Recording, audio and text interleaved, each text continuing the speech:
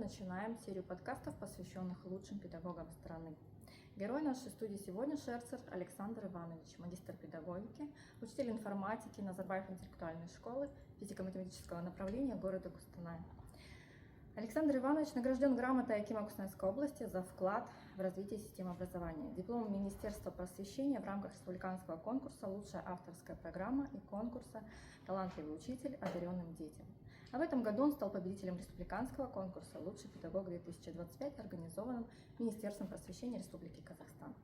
Александр Иванович является сертифицированным тренером и соавтором образовательных программ «Робототехника и развитие предметных компетенций», а также автором оригинальных программных продуктов, среди которых виртуальный голосовой ассистент, компилируемый язык программирования на казахском языке.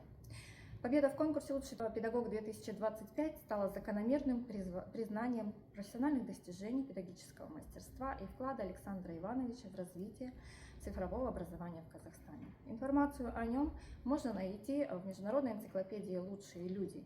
В его активе более 20 научно-методических публикаций, но есть награды, которые он считает самыми важными для себя. Это те, которые получают его ученики. Добрый день, Александр Иванович. Я знаю, что педагогическая династия вашей семьи насчитывает более 100 лет педагогической практики. Скажите, пожалуйста, что вы лично вкладываете в понятие «лучший педагог» и считаете ли вы, что какая-то дополнительная ответственность теперь у вас есть в связи с этим новым званием для вас? Спасибо за вопрос. Действительно, династия моей семьи насчитывает более 100 лет. Началась эта династия еще с села Озерного в Кустанайской области, когда мой прадедушка Эрнст Фердинандович Шерцер был директором общеобразовательной школы в 30-40-е годы 20 века. Вот. Вслед за этим много лет трудились различные члены моей семьи, в том числе мама, которая проработала в системе образования более 20 лет. Вкладываю я очень много в понятие современный учитель, в том числе учитель — это достаточно большая ответственность, которая предполагает, что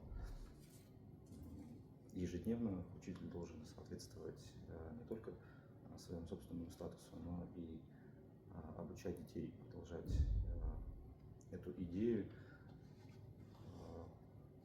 основной деятельности, заключающейся в том, чтобы подружить ребенка с источником информации, чтобы подружить его с книгой на всю жизнь.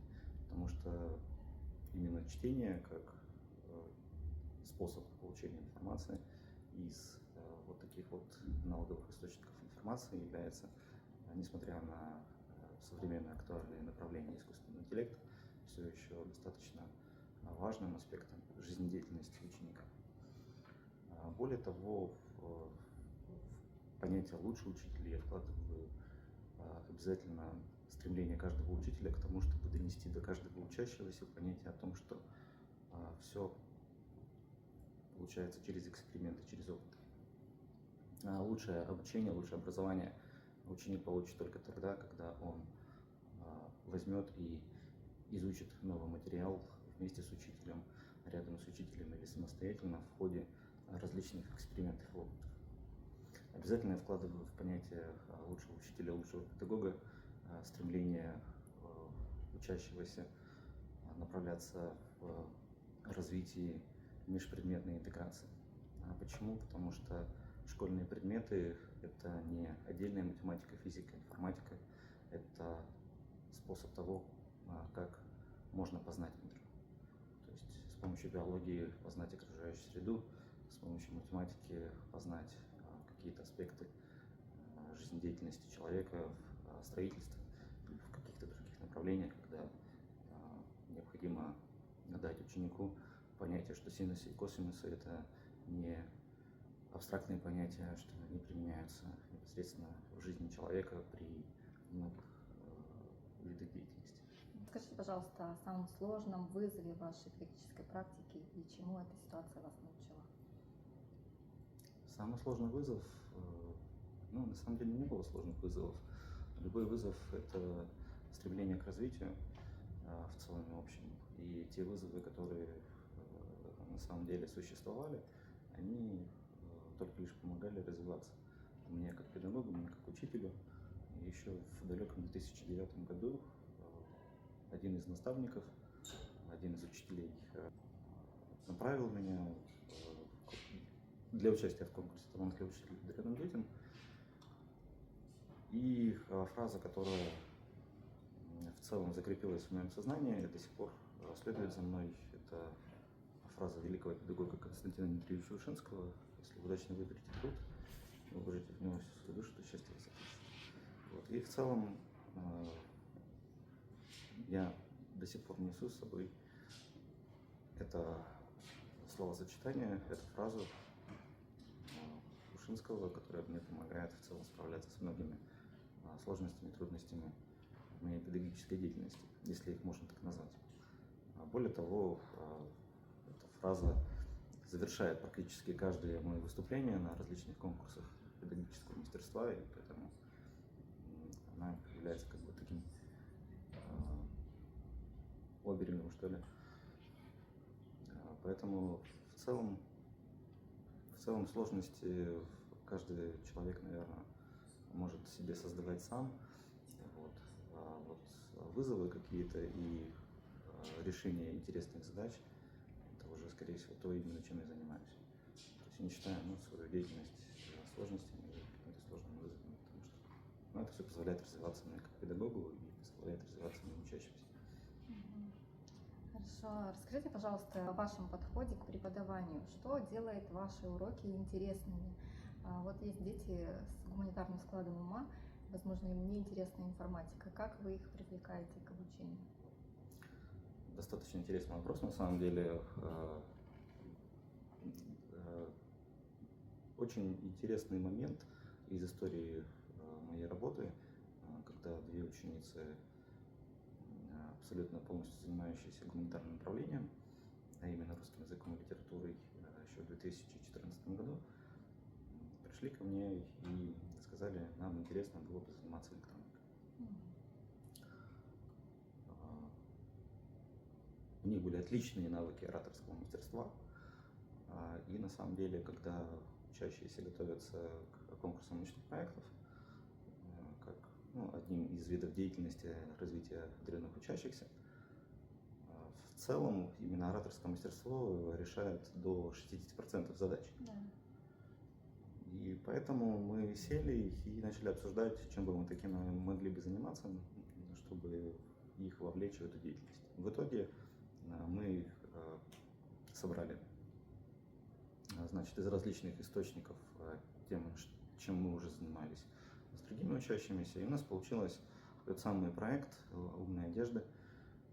Девочки, которые в целом обладают навыками шитья, в целом обладают навыками делать что-то творчески своими руками, как раз применили свои вот эти вот знания.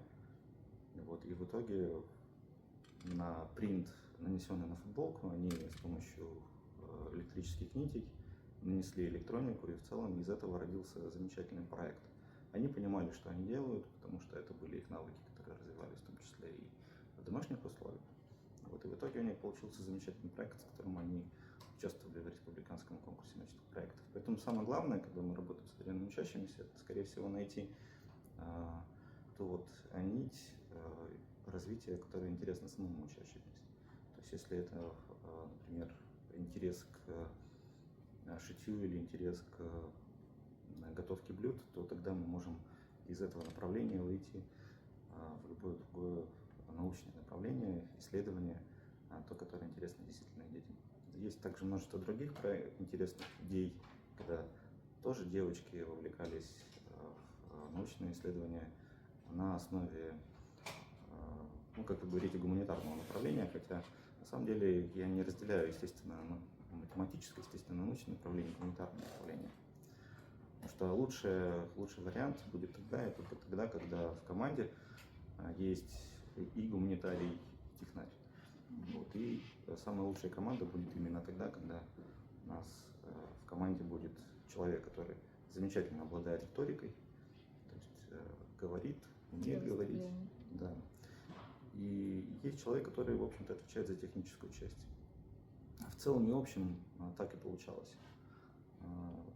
Я никогда специально не искал детей, дети в целом работали всегда со мной на уроках, вот, и из уроков мы развивали проект. То есть не было такого, что дети бегали по коридору, и я там увидел кого-то и сказал: приди ко мне.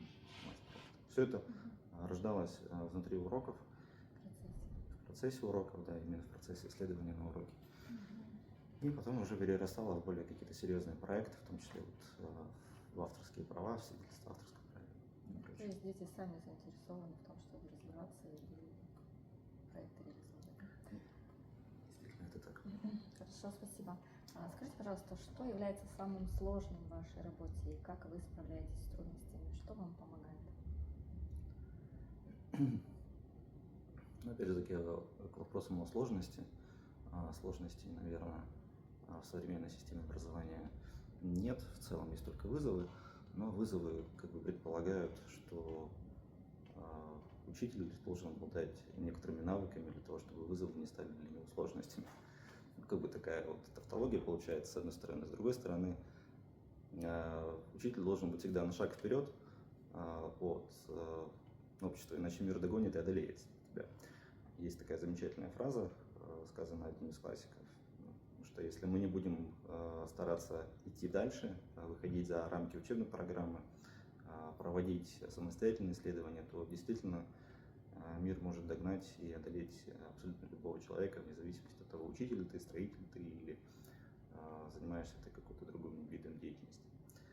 Ну, на самом деле это вот важные моменты, поэтому вот так, наверное, можно ответить на вопрос. Необходимо самостоятельно развиваться, выходить за рамки учебной программы, стремиться искать что-то новое, обязательно читать, подружить ребенка и себя с книгой, возвращаясь к этому вот еще раз и еще раз, на всю жизнь, причем подружить человека с книгой, потому что книга именно вот в таком вот формате, книжном формате, это источник мудрости, источник информации. И опять же, возвращаясь к теме о современных актуальных направлениях, в том числе искусственном интеллекте.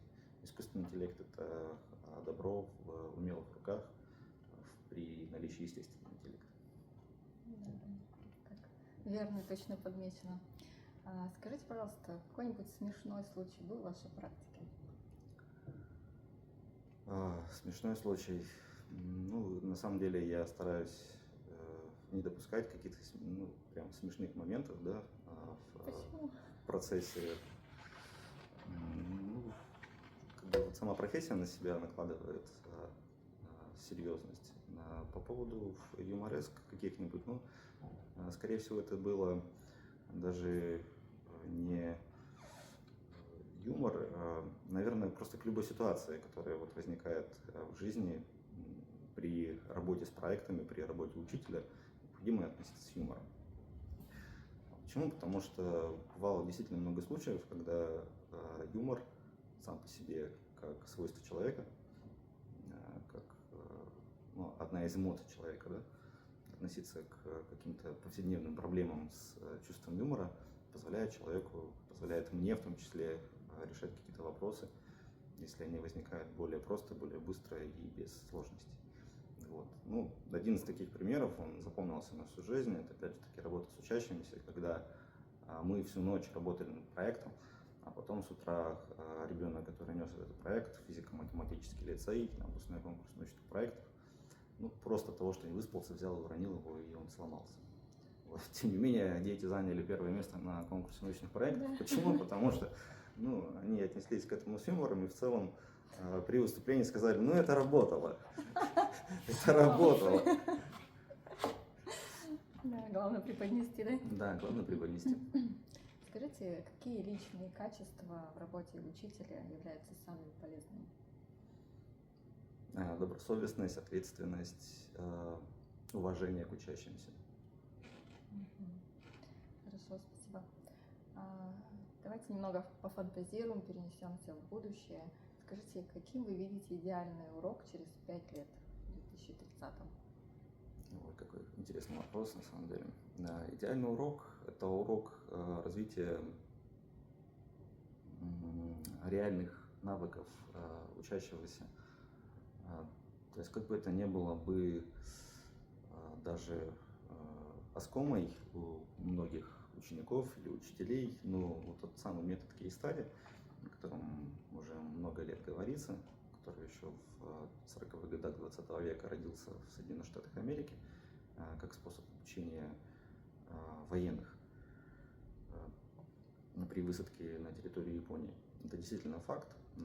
Этот метод кейс-стади был разработан в военной инфраструктуре, как, впрочем, и все, что развивалось технически и функционально, используется по сей день. И в целом этот метод кейс-стади, он применяется мной на уроках. Я думаю, что в ближайшие 5 лет этот метод должен получить огромное развитие, потому что сегодня говорится о развитии глобального гражданства, говорится о развитии ценностей, которые помогают учащимся, способствуют учащимся лучше адаптироваться к современным реалиям. И этот метод кейс-стади предполагает, что учащиеся, когда решают задачи на уроке, они решают задачи не абстрактно от мира, который за пределами школы, вовлекаются в обучение по ролям. И именно так дети понимают лучше, чем им заниматься в реальном мире. Потому что достаточно на уроке организовать групповую работу и, например, определить роли.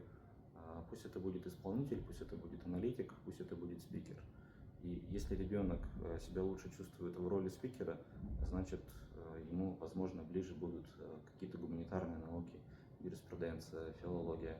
Если он лучше себя чувствует в роли исполнителя, значит, ему подадут больше выполнения какой-то рутинной работы, да? То есть программисты, музыканты или, возможно, какие-то другие направления. И поэтому, когда они решают задачи, программируют, презентуют, и все это выполняется в группе, тогда они лучше понимают, что они, собственно говоря, будут делать. И еще главный момент – это обучение через опыт и через эксперименты, который способствует, опять же, лучшему пониманию, чем они хотят заниматься. Сейчас дети, которые занимаются в кружковой деятельности, дополнительно за пределами элективов и уроков, паяют в кабинете робототехники и говорят о том, что вот это мне интересно, вот этим я хочу заниматься. То есть они уже в целом понимают и осознают, что они хотят заниматься именно этим видом деятельности и, скорее всего, определят эту специальность в будущем. В целом ребенку нужно создавать условия самостоятельно или условия, я имею в виду самостоятельно учителю создавать условия для ребенка. Это не обязательно покупка дорогостоящего оборудования, это достаточно источника литературы, это достаточно простого набора электронных компонентов, которые вполне себе можно приобрести за небольшие деньги и развивать в учащихся эти навыки, которые вполне себе могут способствовать и дальнейшему участию в проектах. Потому что, несмотря на то, что мы не хотим вкладывать в учащихся, да, говоря о том, что у нас есть собственные дети, это все правильно, но также есть и момент того, что учителю так или иначе приходится аттестовываться, вот, и так или иначе придется вкладываться в ребенка, уделять ему время, в любом случае придется вкладываться. Вот мы, как педагоги, постоянно говорим о саморазвитии, профессиональном развитии.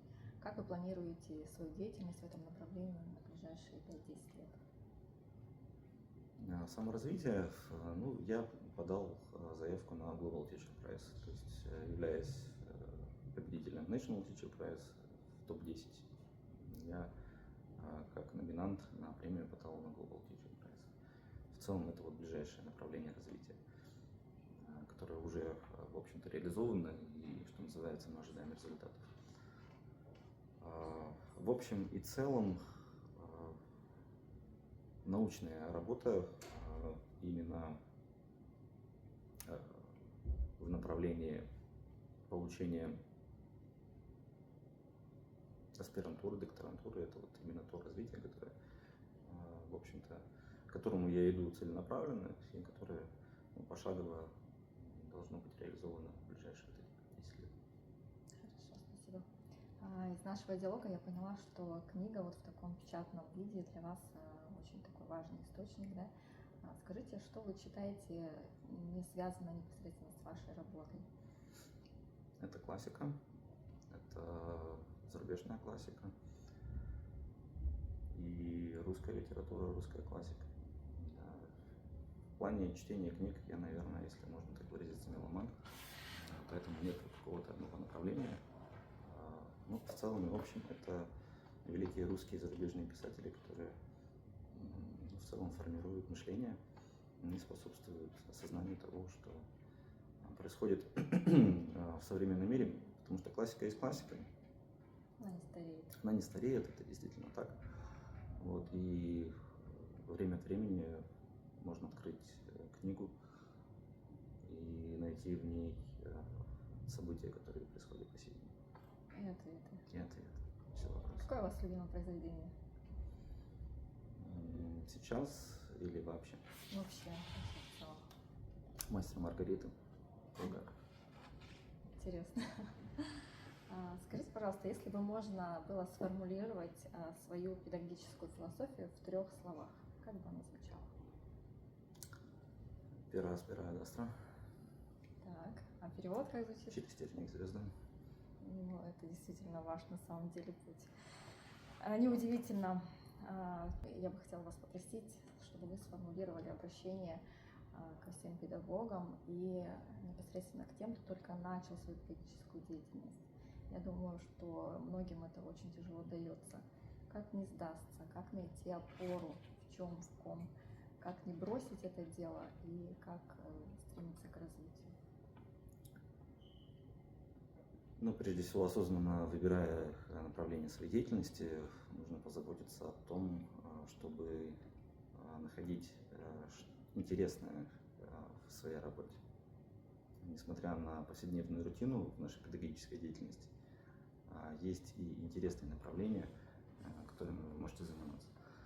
Вот каждый найдет то, что ему интересно на самом деле.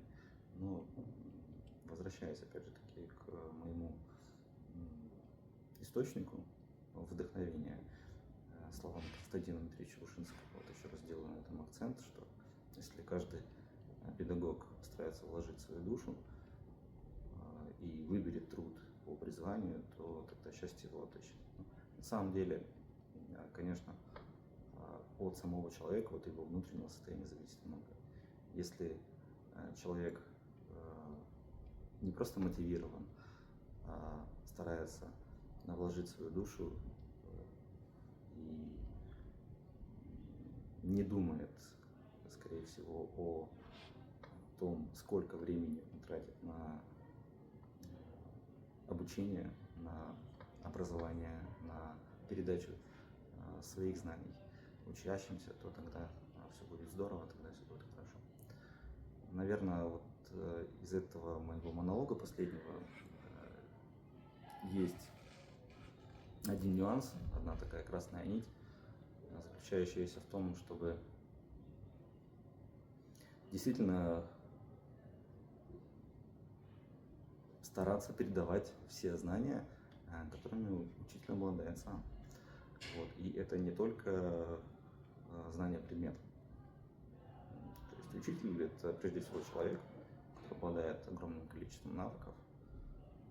И даже если учитель ведет YouTube-канал по приготовлению пищи, является учителем математики, это интересно и здорово для учеников. Ученики, скорее всего, это заметят, будут гордиться тем, что у них есть такой учитель, который обладает еще и другими навыками. Ну, наверное, прошло то время, когда о учителе говорили как о неодушевленном объекте. Сам обучаясь в школе, я не представлял, что учитель имеет какую-то деятельность за пределами школы. Сегодня мир изменился, и в целом и в общем учитель себя представляет и должен представлять живого человека, который показывает детям своим примером, как родитель показывает своим примером для своих детей, что он умеет, и эти умения, в общем-то, конструктивные и в целом помогают ребенку развиваться. Я бы еще хотела добавить, да, в быту существует такое мнение, что профессия учителя, она очень сложная такая, и не каждый туда пойдет. На самом деле, я так думаю, что это призвание, да. А мне еще очень нравится высказывание: найдите себе работу по душе, и вы не будете работать ни одного дня. Я, Действительно, допустим, с это этим очень согласна. Ну и я думаю, что именно это высказывание про вас. Благодарю, Александр Иванович, за интересную беседу, за вашу искренность. Еще раз поздравляю вас с заслуженной наградой. Спасибо. Желаю вам творческих побед, новых свершений, всего самого светлого, доброго и прекрасного. Спасибо. Подписывайтесь на наш канал, ставьте лайки. Всего доброго.